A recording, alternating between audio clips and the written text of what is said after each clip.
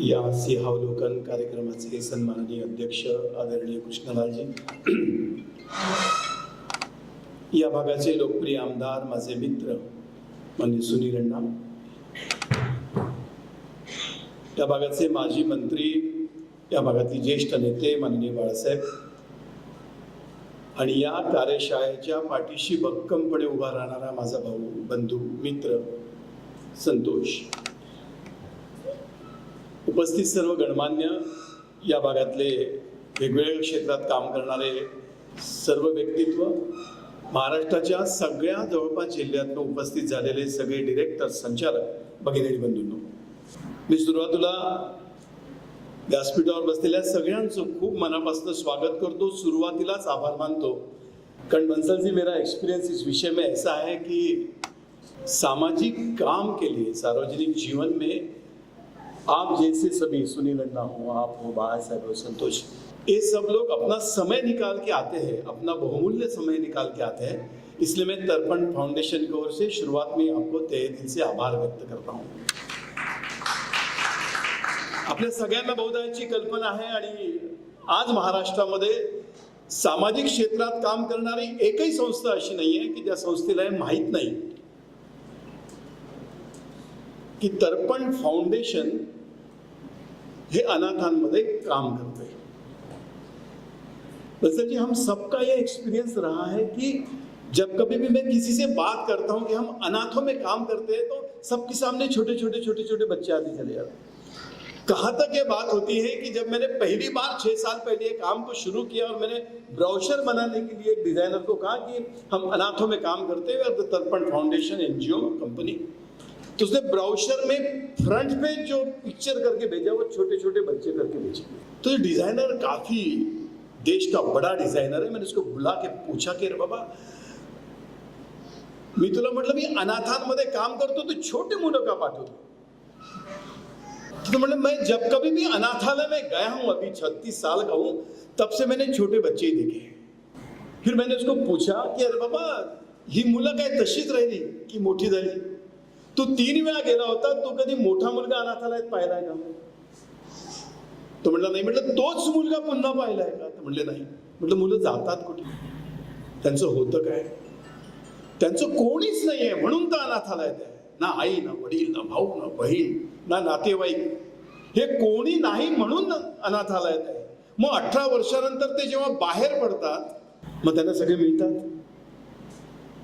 मग minimum वो जब तक ऑर्फनेज में है तब तक उसके साथ जुवेनाइल जस्टिस एक्ट है, कम से कम उसके साथ में गवर्नमेंट है। और मैंने कई अच्छे लोग भी देखे कि जो कई बार ऑर्फनेज में जाकर अपने बच्चों का बर्थडे मनाते हैं, उसको कुछ ना कुछ देते हैं।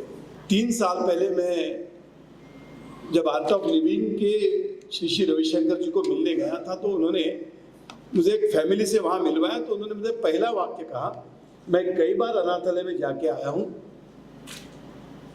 कई लोगों से मिला हूँ, मैं कई बार वहाँ पे डोनेशन देता हूँ, लेकिन मैंने जिंदगी में कभी सोचा नहीं कि बच्चे बाद में जाते क्या है और उनका होता क्या है। बंसल जी, 6 साल पहले की बात है। एक बच्ची 23 साल की, पूना की, दौड़ती भागती, एमपीएससी का रिजल्ट लगने के बाद मैं कलेक्टर के पास गई और चिल्ला के उसने कहा कि मैं तो पास हो चुकी हूँ और फिर भी मुझे अभी तक कॉल क्यों नहीं आया?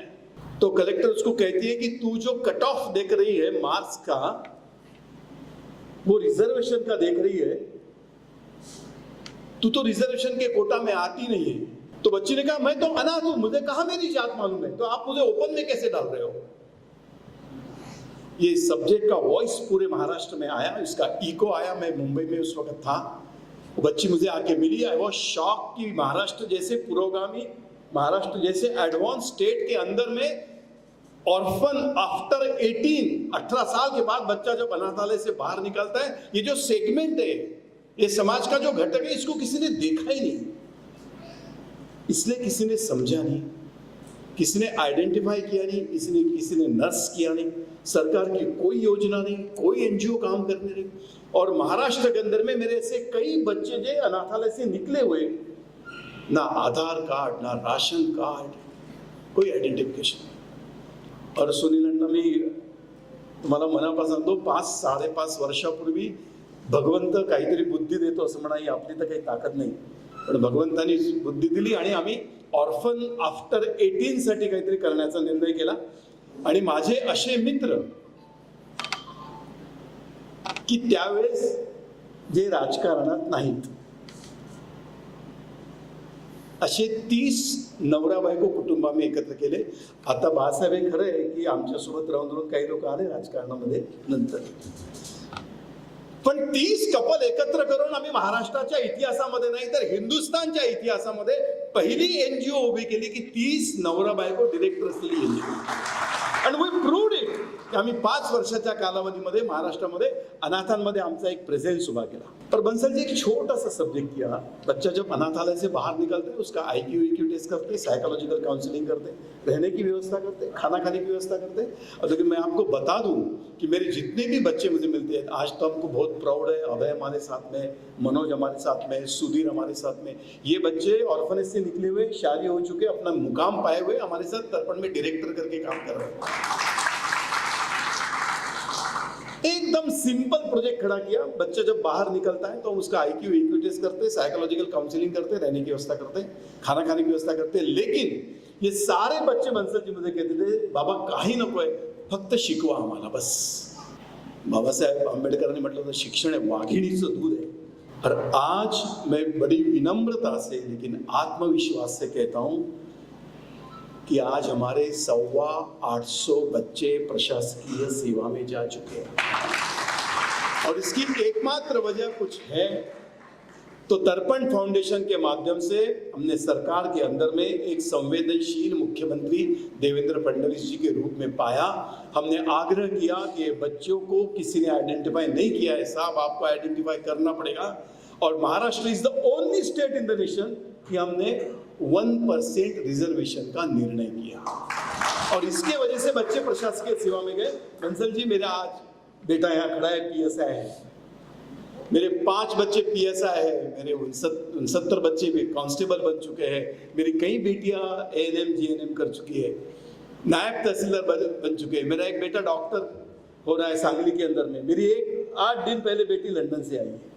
पर ये सारी बातें करते समय मैंने 2 चीजों को पाया और जिसका जिक्र मैं आज यहाँ करना चाहता हूँ.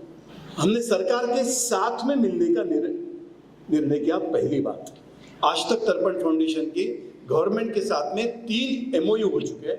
सरकार पैसा नहीं देती और हमने सुनील अण्णा पहले दिन से निर्णय किया था, जिस वक्त तर्पण का काम चालू किया, सरकारकडनं पैसे घ्यायचे नाही, पैसा समाजात उभा करायचा. और हर वक्त साल में हम ऐसा हाथ लेके जाते हैं और भगवान बच्चों के लिए भर भर के देता है. और दूसरी बात, हम साल भर में एक बार ऐसा 1.5 दिन के लिए बैठते हैं जिसको हम वर्कशॉप कहते हैं. तर्पण फाउंडेशन का साल भर का प्रोग्राम विजुअलाइज करते हैं. हम अलग अलग प्रोग्राम्स करते हैं. 12 जनवरी का हम कार्यक्रम करते हैं. अभी हम आने वाले साल में एक नाथ संगम करके कार्यक्रम कर रहे हैं. एक कार्यक्रम की एक रूपरेखा हम सब मिलके 1.5 दिन बैठ के तय करते हैं. अभी तक हमने 1261 बच्चों के जीवन में कुछ ना कुछ करने का प्रयास किया है. और मैं आपको बता दूं, आज से कल तक हम बैठने वाले हैं. ये 1261 बच्चों के साथ में स्टेट गवर्नमेंट ने हमको ऑन रिकॉर्ड 836 बच्चों की बात की जिनकी फीस हमको आने वाले साल भर में भरनी है. हम NGO हैं, समाज के साथ मिलकर काम करते हैं. और मैं ये मानता हूं कि कोई भी NGO जब चलती है, बढ़ती है, आगे जाती है, तो it's a process of progressive unfoldment. वो धीरे धीरे आगे बढ़ती चली जाती है, कुछ नई बातें आती हैं. हम आने वाले साल में कुछ नए पहल लेकर सामने आ रहे हैं. बंसल जी, हमने अभी तक ऐसा सोचा था कि बच्चों की एजुकेशन की फी भर दी है, हो गया. लेकिन हमको 5 साल में समझ में आया कि ये ऑर्फन आफ्टर 18 के विषय को लेकर किसी ने रिसर्च ही नहीं किया है. 1 साल पहले देवेंद्र जी के करकमलों द्वारा हमने तर्पण का नया डायमेंशन चालू किया, टॉर्डेक, तर्पण orphan research and development academy centre. अब हम ऑर्फन में रिसर्च बेस जा रहे हैं, डेटा बेस जा रहे हैं, क्योंकि हमें समझ में आया कि महाराष्ट्र में हम केवल काम करके नहीं जमने वाला. आपके जानकारी के लिए बता दूं, ICSSR जो है सेंट्रल गवर्नमेंट का, उन्होंने हमको कहा है कि अभी 2 साल में देश भर में 8,606 बच्चे अनाथालय से बाहर निकल रहे, और दुर्दैव ऐसा है कि कोई एनजीओ इनके लिए काम करने वाली नहीं है। इसलिए हम सोच रहे हैं कि अब महाराष्ट्र का ये जो मराठी कदम है, अब हम हिंदुस्तान में रखने जा रहे हैं। और ये अच्छी बात ऐसे कि WCD मिनिस्टर तर्पण के ऑफिस में आके गई, 1.5 घंटा हमारे से बात किया, और उन्होंने हमको न्योता दिया है कि हमने ऑल इंडिया लेवल में आना चाहिए। लेकिन एक बात मैं प्रास्ताविक के आखिरी में कह दूं कि हाँ, मेरी कुछ बेटियां हैं और कुछ भाभियां बैठी हैं। आप सभी, हम सबको माँ है, बहन है, बेटी है। ये सबको यदि आप पूछते हो कि यदि ऐसे क्षण जिंदगी में आया कि कहाँ जाओगे आप, तो इन सभी लोगों का मायके का जो दहलीज है वो उनके लिए आश्वस्त है, उसकी राह दिख रहा है। लेकिन मैं आप सभी को पूछना चाहता हूं कि जब मेरी अनाथ बच्ची ब्याह होके जाती है तो उसको मायका ही नहीं है, तिला माहेरच नाही आहे। आम्ही 3 वर्षापासून या महाराष्ट्रीयन मुलींमध्ये काम करतोय। अनाथ ब्याह हुई ब्याही लड़की, और 3 साल के बाद हमें समझ में आया कि सारी जो बेटियां मेरी अनाथ ब्याह होके गई है, इन सबके घर में एक बात कॉमन है, कुठे जाशील तू, कहां जाएगी तू। उसकी मां, सास मायके जा रही है, उसकी जेठानी मायके जा रही है, इसको मायका नहीं है। लेकिन बंसल जी, ये हमको समझने में 5 साल लगे। और फिर तर्पण फाउंडेशन ने निर्णय किया कि आने वाले साल के पहिले बालगृहातनं बाहेर पडलेल्या पण लग्न झालेल्या अनाथ मुलींसाठी तर्पण फाउंडेशन आता माहेर वाशिण सदन उभं करणार आहे। मैं चाहता हूं कि वो भी 8 दिन के लिए मायके में आए, एक अच्छा सदन बनाए। आम्ही सुनीलांना शोधतोय, पुण्याच्या जवळ एक 1.5-2 एकर जागा मिळावी, डिसेंबरच्या पूर्वी त्याचं भूमिपूजन करावं। आणि मी जेव्हा ही कन्सेप्ट, ही संकल्पना आदरणीय अन्नपूर्णा देवींना सांगितली, त्या WCD मिनिस्टर, शेवटी महिला, मैं जब उनको बता रहा था, बंसल जी, उनकी आंखों में आंसू थे। बोले, श्रीकांत जी, मैं आपको बताऊं, हिंदुस्तान के भूमि के ऊपर का ये पहला प्रकल्प होगा जो किसी ने सोचा नहीं आज तक। आणि मी हे आवर्जून सांगितलं पाहिजे की तर्पण फाउंडेशननी फी भरली मुलांची। आम्ही सरकारसोबत संघर्ष केला, समन्वय केला, संवाद केला। आता या अधिवेशनामध्ये GR निघाला, आता मुलांची फी माफ झाली। पण मी आपण सगळ्यांना समजून घेतलं पाहिजे की माझे कित्येक अनाथ मुलं आहे की ज्यांना अनाथ प्रमाणपत्र मिळत नाही। बाळासाहेब, तुम्हाला आश्चर्य वाटेल ऐकून सुनीलांना की मुलांनी, मुलाच्या आईचा खून मुलाच्या वडिलांनी केला, वडील जेलमध्ये आहे, आई ढगामध्ये गेलेली आहे, कोणी विचारत तयार नाही। 14 वर्षांना माझा मुलगा तो अनाथालयामध्ये, सरकार अनाथ प्रमाणपत्र द्यायला तयार नाही। माळशिरसची माझी मुलगी, आई पुरामध्ये वाहून गेली, वडील वेडे आहेत, 14 वर्षाले जेलमध्ये आहेत, सरकार प्रमाणपत्र द्यायला तयार नाही। सरकारची मर्यादा आहेत। पण अशी खूप मुलं आहेत की पुन्हा त्यांना अडॉप्ट करावं लागणार आहे आणि पुन्हा त्याच्यासाठी काम करावं लागणार आहे। मला पूर्ण विश्वास आहे की आपण 1.5 दिवसाच्या या कार्यशाळेमध्ये या सगळ्या लोकांच्या शुभेच्छांच्या ताकदीच्या आधारावरती येणाऱ्या सगळ्या काळामध्ये त्यांच्या आव्हानांना समर्थपणे सामोरे जाण्याची सामर्थ्यवान शक्ती ही आपण अनाथ मुलांच्या पाठीशी उभी करू। आणि मला दुसरा विश्वास असा आहे कि अन्ना, मैं बोलण्यापुरतं नहीं बोलत, बंसल जी, मेरा ये अनुभव है, कोई भी NGO, कोई भी नॉन गवर्नमेंट ऑर्गेनाइजेशन सरकार के बदौलत नहीं चल सकती और चलनी नहीं चाहिए। देवेंद्र जी मुझे एक दिन बोले कि श्रीकांत जी, काही या विषयात फंड आवश्यकता आहे का? म्हटलं आवश्यकता तर असतेच, आमच्या CEO मॅडम सारिका मॅडम तुम्ही विचारा, दर 8 दिवसाच्या आड असतं की याची 4.5 लाख भरायचे आहेत, याची 3 लाख भरायचे आहेत, याची फी भरायची आहे, यांचा 16 जणांचा जेवणाचा आलाय. आम्ही इतक्या डायमेन्शन्समध्ये मधल्या काळात काम केलं. HIV ग्रस्त मुली बंसल जी हमको मिली, हमने अलग बनाया उनके लिए सब. मेरे बेटे जब कांस्टेबल का ट्रेनिंग करते तो उनके लिए अलग खाना खाने का पैकेज बनाते हम लोग,